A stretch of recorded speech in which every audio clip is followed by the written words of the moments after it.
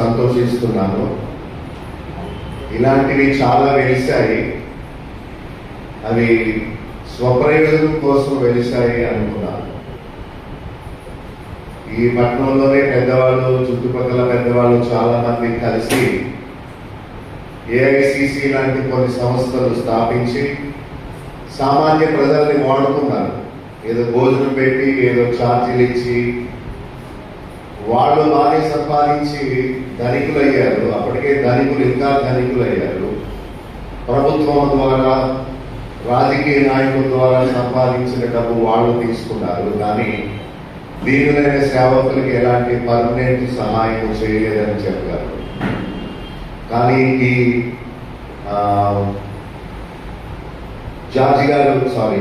బాబ్జీ గారు ప్రారంభించిన Rajahmundry Christian JAC స్వార్థంగా ఉండదని అనుకుంటున్నాను. స్వార్థంగా ఉంటే రిజిస్టార్ ఫర్ ఏమంటారు, సొసైటీ యాక్ట్ ఆయన ఐజీ ఉంటారు. ఆయనకి చెప్పి సొసైటీ క్యాన్సిల్ చేస్తాం. ఏమండి ఐజీ గారు, దేని కొరకు మనం స్వార్థం కోసం ఇలాంటి పనులు చేయకూడదు. సేవకుల శ్రేయస్సు కోసమే అని చెప్పారు. అది ఇప్పుడు ఎలా చెప్పారో మీరు బాగా డెవలప్ అయ్యాక కూడా అలాగే ఉండాలి అంటారా? ఉంటే తప్పగా మాలాంటి వారి సహకారం తప్పగా ఉంటుంది. యాక్షన్ కమిటీ అన్నారు. యాక్షన్ అంటే రెండు రకాల అర్థాలు వస్తాయి.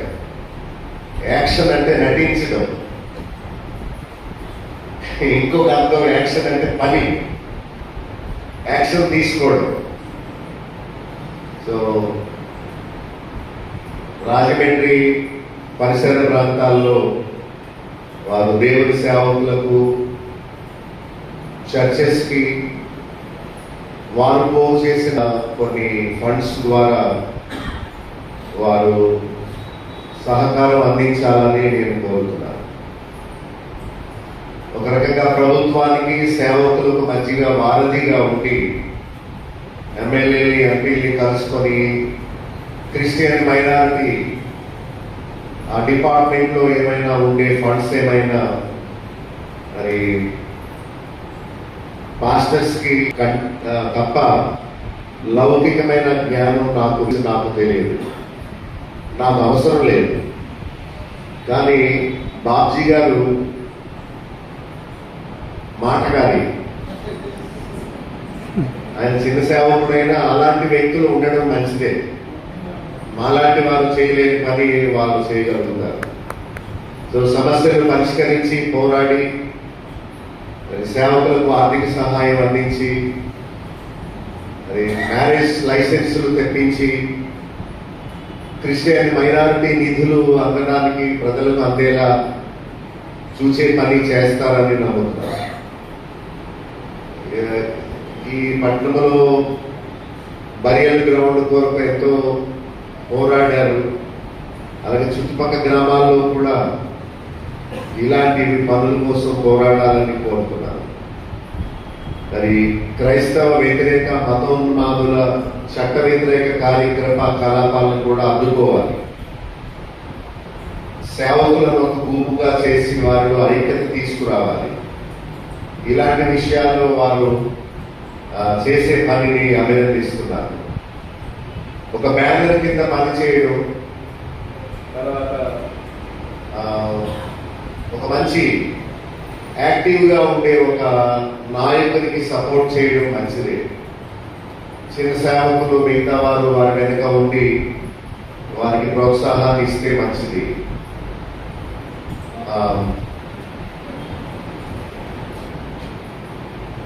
మన భక్తి వేరు, మనం చేసే పని వేరు.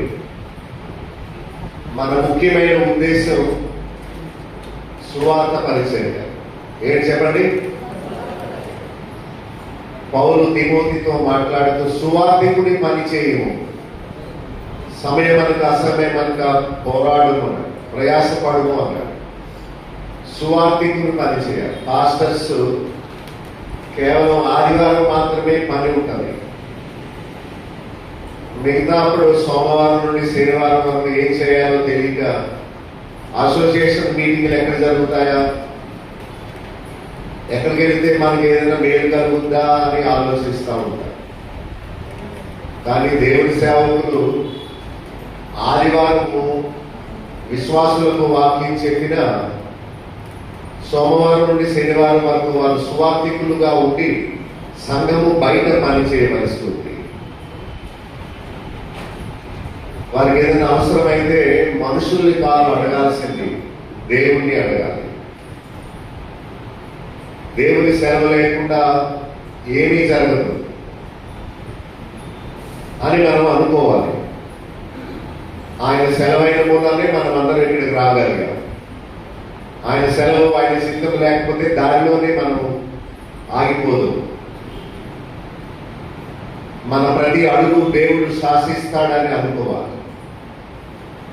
ఏదైనా మంచి జరిగినా దేవుని సంకల్పమే, జరగకూడదు జరిగిన ప్రవీణ్ గారు లాంటి వ్యక్తి చనిపోయినా అది దేవుని చిత్తము అనుకోవాలి. దేవుని చిత్తానికి వ్యతిరేకంగా మనం పోరాడకూడదు, నినాదాలు చేయకూడదు. మనం ఎప్పుడైతే అలా చేస్తామో దేవుడు అన్యాయస్తుడని చెప్పినట్టు గుర్తు. జరిగిపోయిన దాన్ని మనం మార్చలేము. జరిగిపోయిన దానికి రివెంజ్ తీసుకోవడం మన ఉద్దేశం కాదు, ప్రతీకారం తీసుకోవడం మన పని కాదు. ఎన్నో జరుగుతుంటాయి, ఎందుకు జరుగుతాయో మనకు తెలియదు. మన అవివేకం వల్ల మనం చచ్చిపోతాము, లేక ఒక పాస్టరు బహిరంగ సభలో హిందూ దేవుళ్లను దూషించి దెబ్బలు తిన్నాడు మీటింగ్ మధ్యలోనే. అది సువార్త నిమిత్తం బాధపడటం కాదు, అజ్ఞానం అవివేకం వల్ల దెబ్బతిన్నాడు. మనము దూషించువారుగా ఉండొద్దని బైబిల్ చెప్తుంది. హిందూ మత గ్రంథాలు వాడాల్సిన గత్యంతరం మనకు లేదు. యేసు ప్రభు సత్యవంతుడని రుజువు చేయడానికి మనకి హిందూ గ్రంథాలతో పని లేదు. బైబిల్ చేతకానిదైతే మిగతా గ్రంథాలు వాడుకోవాల్సిన అవసరం ఉంది. బైబిల్లో కావలసిన సమాచారం లేదా వాళ్ళ గ్రంథాలు వాడి ఇదిగో యేసు ప్రభు మీ గ్రంథంలో కూడా ఉన్నాడని చెప్పడంలో, సో మీరు మీ గ్రంథాల్లో వాడండి అని వారిని ప్రోత్సహించినట్టు ఉంది. బైబిల్ గొప్ప సమాచారం ఉంటుంది. సో అవతల వాళ్ళు డిస్టర్బ్ అవ్వకుండా, బాధపడకుండా, మత కలహాలు జరగకుండా జాగ్రత్తగా మాట్లాడాలి. ఆదివారం పెట్టే పిఏ సిస్టము, మైక్ సిస్టము సంఘంలో ఉన్న వారి కొరకే కానీ బయట వారి కొరకు కాదు. బయట లౌడ్ స్పీకర్స్ పెట్టేది దేనికోసం అంటే ప్రభువుని ఎరుగని వారు సువార్త వినడానికి ఆ పని చేయాలి. ఏదన్నా ఒక వీధిలో చర్చి కడుతున్నారంటే చుట్టుపక్కల వారందరూ ఎందుకు వ్యతిరేకిస్తారో తెలుసా? కొట్టాలు పెట్టి భయంకరంగా శబ్దాలు చేస్తారని వాళ్ళు కలెక్టర్కి మరి ఫిర్యాదు చేస్తారు, పోలీస్కి ఫిర్యాదు చేస్తారు. పర్మిషన్ లేకుండా చర్చ్ కడుతున్నారు. ఎందుకంటే ఓ రికార్డులో మోత తెలుసుకుంటాడు. ఓ అరుపులు అరవడం వల్ల, గట్టి గట్టిగా రికార్డులు పెట్టడం వల్ల ఏమి ఉపయోగం ఉండదు.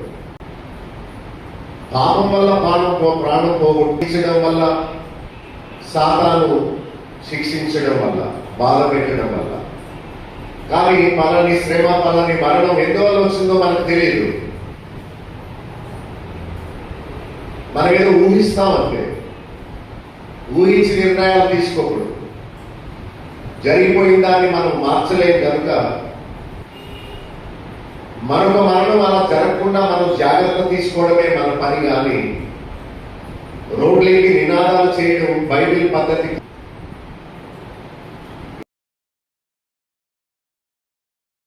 యాక్సిడెంట్ వల్ల చనిపోయారని 99% ఎవిడెన్స్ చూపిస్తున్నామని చెప్పారు. అది ఎవరో చంపారు దేవుడి సేవకులు క్రైస్తవులు అవ్వలేదు, కానీ పోరాటం చేసిన వారందరూ తలంచుకోవాల్సి వచ్చింది అయ్యో అని. బైబిల్ ఏం చెప్తుంది దీని గురించి? ఈరోజు కొద్దిసేపు మనం స్టడీ చేద్దాం.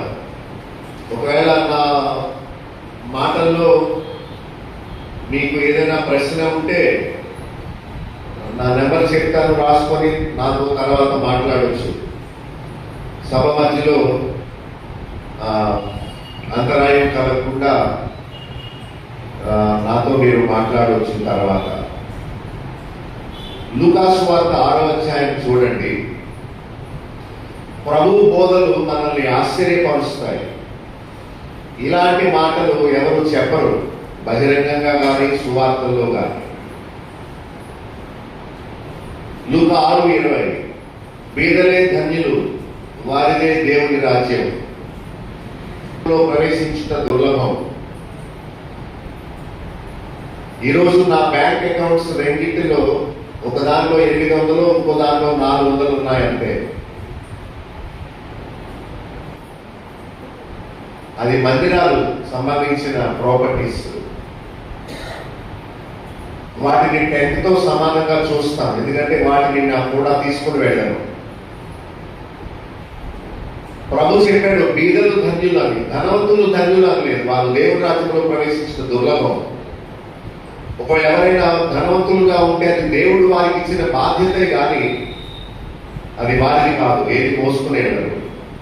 21లో ఆకలితో ఉన్న మీరు ధన్యులు, మీరు తృప్తిపరచబడతారు.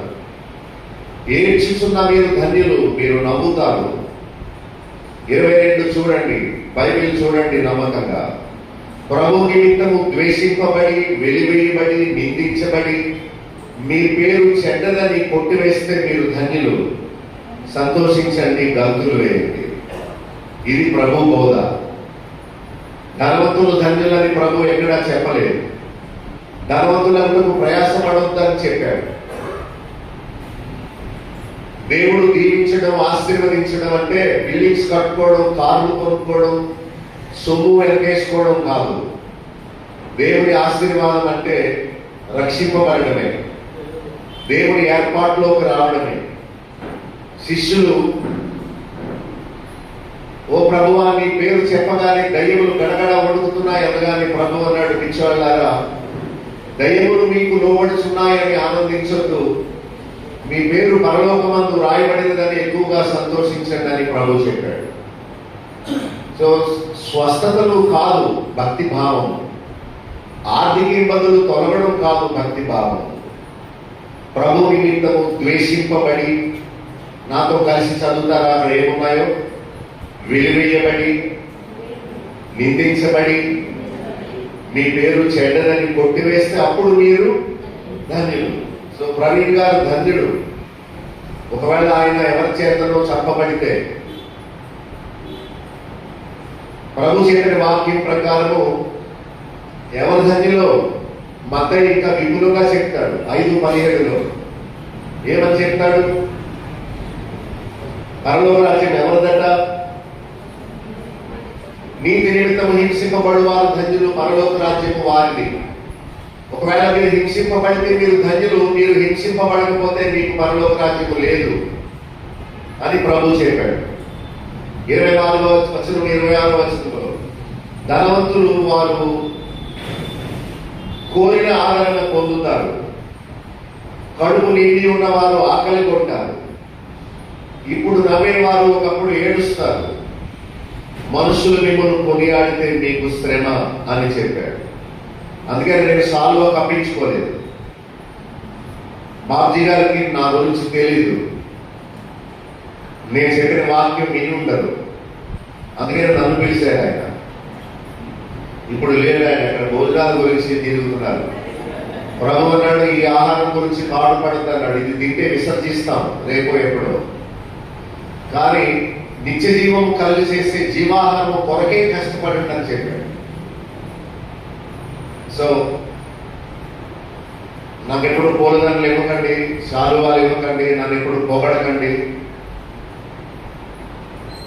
అది నాకు శ్రమ. మనుషులు మిమ్మల్ని కొనియాడితే మీకు శ్రమ అని ప్రభువు చెప్పాడు.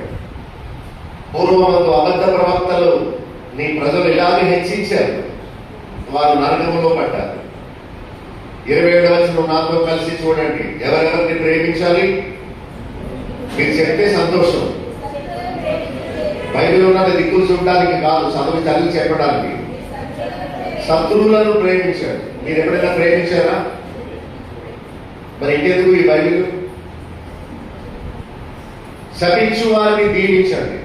ఎప్పుడైనా మిమ్మల్ని ఎవరైనా శపిస్తే వారిని గాడ్ బ్లెస్ యూ అన్నారా? మీరు మొక్క పెట్టుకుని బాధించు వారి కొరకు ప్రార్థన చేయండి. 29 చెంప మీద కొడితే 2వ చెంప కూడా తిప్పండి. ఎప్పుడైనా తిప్పారా? ఎప్పుడైనా చెంప దెబ్బలు తిన్నారా?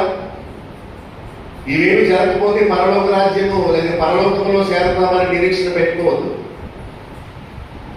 మీ బట్టలు ఎత్తుకుపోతే తిరిగి అడగొద్దు అని చెప్పాడు. మీరు అడగకుండా ఉండగలరా? 30వ వచనం, అడిగితే ఇవ్వండి, ఎత్తుకుపోతే తిరిగి అడగొద్దని చెప్పాడు. ఇవే ప్రభు బోధనలు. శత్రువులను ప్రేమించండి, వారికి మేలు చేయండి, అప్పు ఇవ్వండి. 36లో కనికరము కలిగి ఉండండి. నా దగ్గర ఇన్ఫర్మేషన్ ఉంది కాబట్టి నేను మాట్లాడుతున్నాను. ఇన్ఫర్మేషన్ లేనుడు సోది మాట్లాడతాను ఉద్దేశంతో ఉన్నారు. సరే, నేను చేయలేని పని ఆయన చేస్తున్నారు, వెళ్ళి చూద్దాం, ప్రోత్సహిద్దామని వచ్చాను. నాకున్న ఒక 20 నిమిషాల్లో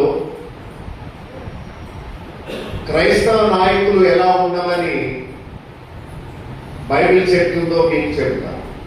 నిన్న విజయవాడలో ఒక పెద్ద చర్చి ఈ సమయంలో నేను ప్రతిష్ఠ చేశాను.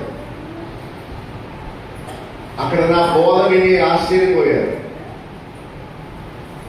ఎందుకంటే ప్రభువు యెరూషలేము దేవాలయంలోకి వెళ్ళి ఈ ఆలయాన్ని పడగొట్టండి అని చెప్పాడు. రాతి మీద రాయి నిలవకుండా ఉంటుందని చెప్పాడు. సో కొత్తగా వాళ్ళు మందిరాన్ని కట్టుకొని నాలాంటి బోధ వింటే వారికి నిరుత్సాహం వస్తుంది. ఈ ఆలయాన్ని కోల్చండి, నేను దీనిలో ఉండను. హస్తకృతములైన ఆలయంలో దేవుడు నివసింపడు. దేవుని మందిరము ఒక విగ్రహారాధన స్థలముగా మారిపోయింది. మనకు సిలువలు ముఖ్యం కాదు, ప్రభు ఆయన వాక్యం ముఖ్యం. యేసు ప్రభు ఎలా ఉంటాడో మనకు తెలియదు. ఆయన చెప్పిన వాక్యం, ఆయన బోధలు మనకు ముఖ్యం. బిషప్ల ఫోటోలు, అయ్యగార్ల విగ్రహాలు, ఫాదర్ల విగ్రహాలు, యేసు ప్రభు విగ్రహాలు, మరియమ్మ విగ్రహాలతో మందిరాలు నిండిపోయింది. ఈనాడు అందరూ యెరూషలేముకి విగ్రహం.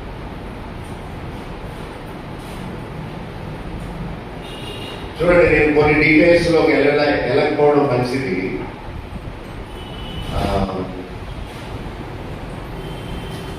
హెబ్రీ 13:7 మీకు దేవుని వాక్యము బోధించి మీపై నాయకులుగా ఉన్నవారు. సో దేవుని సేవకుల పని ప్రజలకు దేవుని వాక్యము బోధించడమే. విశ్వాసుల గుంపుకు మాదిరిగా ఉండి గొర్రెల కాపరుల వలె గొర్రెలకు వాక్యము బోధించడమే. 17వ వచనము, వారు లెక్క ఒప్ప చెప్పవలసిన వారు, డబ్బు లెక్కలు కాదు, ఆత్మల గురించి. వారు మీ ఆత్మలను కాయుచున్నారు. ఆత్మలు కాసే పని దేవుని సేవకులు చేయాల్సినది. ప్రభువు, అపోస్తలులు, పాత నిబంధన విశ్వాసులు, వీరందరూ నేటి సేవకులకు మాదిరి. మన జీవితము, మన జీవిత విధానము, మన తగ్గింపు, మన సమర్పణ, మన ప్రేమ, మన విశ్వాసము, మన భారము, మన త్యాగము విశ్వాసులు చూచి నేర్చుకోవాలి. సేవకుడు చెప్పిన వాక్యము 10% మాత్రమే పనిచేస్తుంది, కానీ మనం జీవించే విధానము 90% ప్రభావం చూపిస్తుంది. అందుకనే వాక్యము లేకుండానే వారిని రాబట్టవచ్చు అని చెప్తాడు పేరు. లోకములో ఎంతో మంది అయోగ్యులైన కాపరులు ఉన్నారు. వారి వల్ల ప్రభు నామం ఎంతో అవమానానికి గురి అవుతుంది. అది పౌలు ఎంతో ధైర్యంగా ఒక మాట చెప్పాడు, నేను ప్రభుని పోలి నడుచుకుంటున్నాను అని. నేటి సేవకుల్లో ఎంతమంది ప్రభువుని పోలి నడుచుకున్న వాళ్ళు ఉన్నారు? ఆయన వలె దాసుని రూపమును ధరించిన వారు ఎంతమంది? కావాలని తనను తాను తగ్గించుకున్న సేవకులు ఎంతమంది? మన మాటలు ప్రభావం చూపవు. మన వ్యక్తిత్వము, మన జీవిత విధానము, మన సమర్పణ ప్రజల మీద ఎక్కువ ప్రభావం చూపిస్తుంది. We should be kept role models for our followers. అపోస్తలుల కార్యము 20వ అధ్యాయం చూడండి. ఎఫెసు సంఘములో పౌలు ఎలా మాదిరిగా ఉన్నాడో అక్కడ మనం చూడగలం. దయచేసి మీ బైబిల్స్ తెరిస్తే నేను సంతోషిస్తాను. మీ అంతటా మీరు చూడండి. అపోస్తలుల కార్యముల గ్రంథము 20:18. పౌలు వారి మధ్యలో ఎలా నడుచుకుంటున్నాడో వారికి తెలుసు. 19, శ్రమల్లో శోధనల్లో తాను కన్నీళ్లతో ఎంతో వినయభావంతో నడుచుకున్నాడు. మీరు ఎప్పుడైనా కన్నీరు కార్చారా? సుంకరి వలె ఒంటరిగా గదిలో రొమ్ము కొట్టుకుంటూ దేవా నేను పాపిని అని మీ లైఫ్ లో ఎప్పుడైనా గుండె బాదుకొని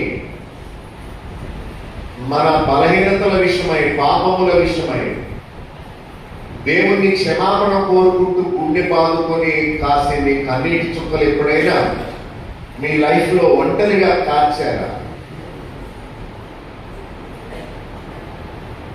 పౌలు కన్నీరు కాడుస్తూ వినయభావంతో ఉన్నాడు. 20:21, ప్రయోజనకరమైనది ఏది దాచుకొనగా బహిరంగముగా ఇంటింట మారు మనసు విశ్వాసము గురించి సాక్ష్యమిస్తూ బోధించాడు. మారు మనసు విశ్వాసము. 24, దేవుని పరిచర్యలో తన ప్రాణమును ఎంత మాత్రము ప్రియమైనదిగా ఎంచుకోలేదు. 25, దేవుని రాజ్యమును గూర్చి ప్రకటిస్తూ ప్రజల మధ్యలో సంచరించాడు.